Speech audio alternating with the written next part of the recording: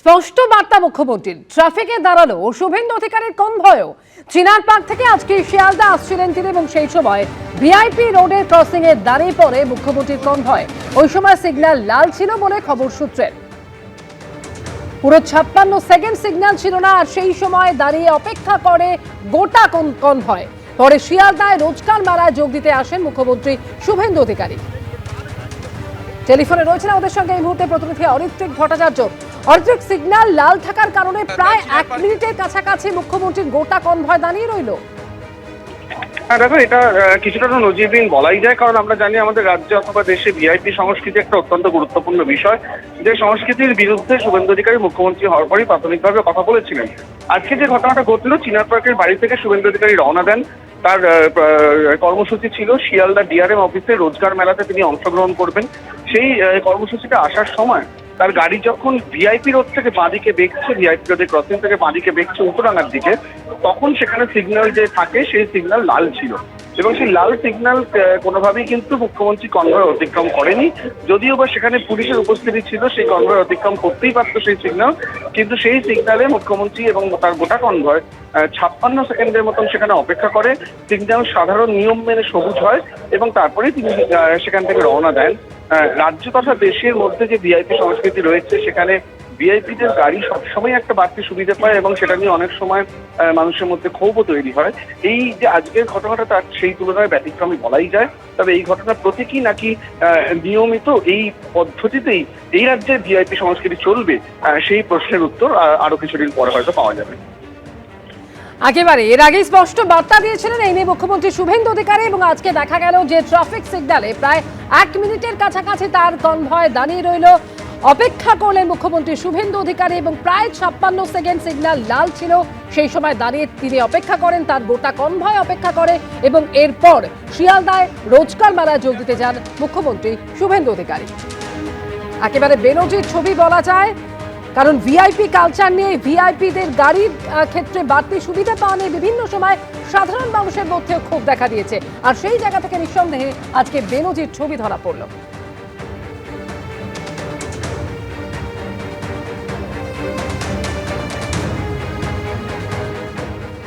মুখ্যমন্ত্রী হওয়ার পর প্রথমবার দিল্লি সফর করলেন মুখ্যমন্ত্রী শুভেন্দু অধিকারী। বৈঠক করলেন প্রধানমন্ত্রী, কেন্দ্রীয় স্বরাষ্ট্রমন্ত্রী এবং প্রতিরক্ষা মন্ত্রীর সঙ্গে। গেলেন বিজেপির সদর দফতরেও।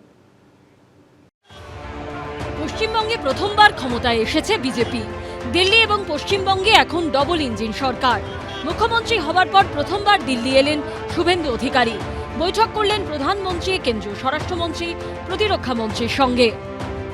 দিল্লির বিজেপি দপ্তরে তাকে ঘিরে দেখা গেল এরকম উচ্ছ্বাসের ছবি। বৃহস্পতিবার রাতেই রাজধানী পৌঁছে যান মুখ্যমন্ত্রী। বিমানবন্দরে নামার পর তিনি সোজা চলে যান কৃষ্ণ মেনন মার্গে অমিত শাহর বাসভবনে। সেখানে দুজনের মধ্যে 1 ঘন্টারও বেশি সময় ধরে বৈঠক হয়। সূত্রের খবর, পশ্চিমবঙ্গে ভোট পরবর্তী পরিস্থিতি নিয়ে কেন্দ্রীয় স্বরাষ্ট্রমন্ত্রীর কাছে রিপোর্ট তুলে দিয়েছেন শুভেন্দু অধিকারী। अब समय आ गया है कि सालों से जो घुसपैठ का कार्यक्रम बेरोक टोक चलता है, उसको हमें रोक देना पड़ेगा। बीएसएफ के अधिकार क्षेत्र में 15 किलोमीटर तक जो अधिकार क्षेत्र था, उसको बढ़ाकर हमने 50 किलोमीटर किया है, और अब बंगाल सरकार ने भी जितनी भी भूमि देनी थी वो सारा देने का निर्णय कर चुके हैं। कुछ तो हैंडओवर भी कर दिए हैं।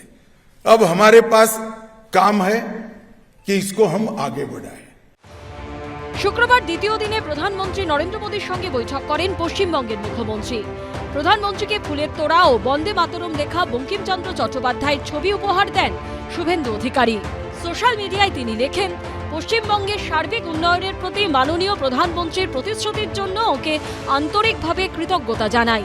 অত্যন্ত ফলপ্রসূ আলোচনায় তিনি পুনরায় সবকা সাথ সবকা বিকাশের দর্শনকে সামনে রেখে আমাকে স্পষ্টভাবে জানিয়েছেন যে পশ্চিমবঙ্গের উন্নয়ন ও অগ্রগতি কেন্দ্র সরকারের কাছে অন্যতম অগ্রাধিকারের বিষয়। প্রধানমন্ত্রীর সঙ্গে বৈঠকের আগে সকালে প্রতিরক্ষা মন্ত্রী রাজনাথ সিং এর সঙ্গে বৈঠক করতে তার আকবর রোডের বাসভবনে যান মুখ্যমন্ত্রী। রাজ্যে পালাবদলের পরই জাতীয় নিরাপত্তার স্বার্থে সীমান্তে কাঁটাতার বসানোর জন্য বিএসএফকে জমি হস্তান্তর করেছে রাজ্য সরকার। উত্তরবঙ্গের একাধিক জাতীয় সড়কে রক্ষণাবেক্ষণের দায়িত্ব কেন্দ্রের হাতে তুলে দিয়েছেন শুভেন্দু অধিকারী সরকার।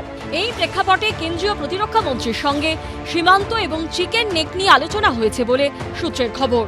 প্রতিরক্ষা মন্ত্রীর সঙ্গে সাক্ষাতের পর রাষ্ট্রপতি ভবনে গিয়ে রাষ্ট্রপতি দ্রৌপদী মুর্মুর সঙ্গে সৌজন্য সাক্ষাৎ করেন মুখ্যমন্ত্রী। সেখান থেকে বিজেপির সদর দপ্তরে যান শুভেন্দু অধিকারী। বিজেপির সর্বভারতীয় সভাপতি নীতিন নবীনের সঙ্গে বৈঠক করেন। ছিলেন বিজেপির সর্বভারতীয় সাধারণ সম্পাদক BL সন্তোষ।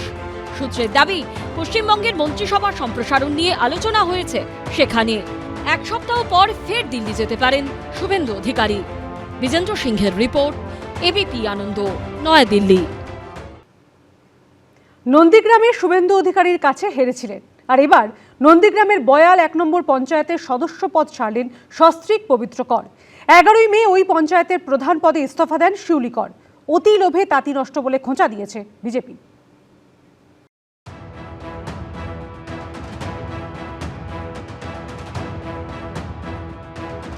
নন্দীগ্রামে শুভেন্দু অধিকারীর কাছে গোহারা হেরেছেন। এবার পঞ্চায়েত পদে ইস্তফা দিলেন নন্দীগ্রামের পরাজিত তৃণমূল প্রার্থী পবিত্র কর। ভোটের মুখে বিজেপি থেকে দলে এনে পবিত্র করকে শুভেন্দু অধিকারীর বিরুদ্ধে নন্দীগ্রামে প্রার্থী করেছিল তৃণমূল। ভোটে হারার পর সেই পবিত্র কর নন্দীগ্রামের বয়াল 1 নম্বর পঞ্চায়েতের সদস্য পদ ছাড়লেন। কারণ দেখালেন শারীরিক অসুস্থতার। একই সঙ্গে ইস্তফা দিলেন পবিত্র করের স্ত্রীও। ছাড়লেন নন্দীগ্রাম বয়াল 1 নম্বর গ্রাম পঞ্চায়েতের প্রধানের পদ। বয়াল 1 নম্বর গ্রাম পঞ্চায়েতের সদস্য হিসেবেও ইস্তফা দিয়েছেন তিনি। পবিত্র করের বিজেপি থেকে তৃণমূলে যোগদানের কয়েক ঘন্টার মধ্যেই জোড়া ফুলে যান তার স্ত্রী শিউলি করও। বিজেপি টিকিটে জিতে আসা পঞ্চায়েতের পদ তিনি ছাড়েননি। একইভাবে পদ আঁকড়েছিলেন তৃণমূলের টিকিট পাওয়া পবিত্র করও, জানিয়ে সেই সময় প্রশ্ন তোলেন শুভেন্দু অধিকারী। ইলেকশন কমিশনকে আমি প্রশ্ন করতে চাই, রিটার্নিং অফিসারকে প্রশ্ন করতে চাই, কোন আইনে একজন পদ্ম ফুলের পঞ্চায়েত মেম্বার সে জোড়া ফুলের প্রার্থী হন, তার নমিনেশন ভ্যালিড হয়? ভোটে শুভেন্দু অধিকারীর কাছে হারের পর এবার পঞ্চায়েতের সদস্য পদ ছাড়লেন পবিত্র কর। দুজনেই আমাদের কাছে সদস্য পদ থেকে অব্যাহতির জন্য চিঠি দিয়েছিলেন 15/5/2026। তা আমরা পাল্টা যে চিঠি তাদেরকে করতে হয় হিয়ারিং এ ডাকার with due procedure and panchayat act অনুযায়ী আমরা করে দিয়েছি। পঞ্চায়েত সদস্য পদত্যাগ করার আগে শিউলি কর ম্যাডাম, যিনি প্রধান ছিলেন, তিনি প্রধান তাকে পদত্যাগ করেছিলেন। পদত্যাগ পত্রর আবেদন জমা দিয়েছিলেন 11/5/2026 তারিখে। 20 তারিখে তার রেজিগনেশন ওনার অ্যাকসেপ্ট হয়। কেন উনি আর প্রধান থাকছেন না, প্রধান আর নেই। ভোটেও হারলেন, পদও ছাড়তে হলো, জানিয়ে এখন কটাক্ষ করছে বিজেপি। অতি লোভে তাঁতি নষ্ট। ওনার স্বাদ ছিল এখানকার MLA হবে, ওনার পরপর লোভের মাত্রাটা এমনটাই ছাড়িয়ে গেল, সেখানে ভারতীয় জনতা পার্টিতে থাকাকালীন সাংগঠনিকভাবে অলরেডি 6টা পদ পাওয়ার পরেও ওনার সেই লোভ লালসা পূর্ণ হয়নি। নন্দীগ্রাম বিধানসভার রেজাল্টে তিনি সেখানে গোহারা হারল। গোহারা হেরে যাওয়ার পরে বুঝতে পেরেছিল যে জনরোষ বা জন আক্রোশ তৈরি হবে। সত্যিই কি অসুস্থতার কারণে পদত্যাগ নাকি অন্য কিছু? মুখ্যমন্ত্রী শুভেন্দু অধিকারীর খাস তালুকে কর দম্পতির ইস্তফায় চড়ছে জল্পনার পারদ। বিটন চক্রবর্তী, ABP আনন্দ, পূর্ব মেদিনীপুর। ABP আনন্দ, এগিয়ে থাকে, এগিয়ে রাখে।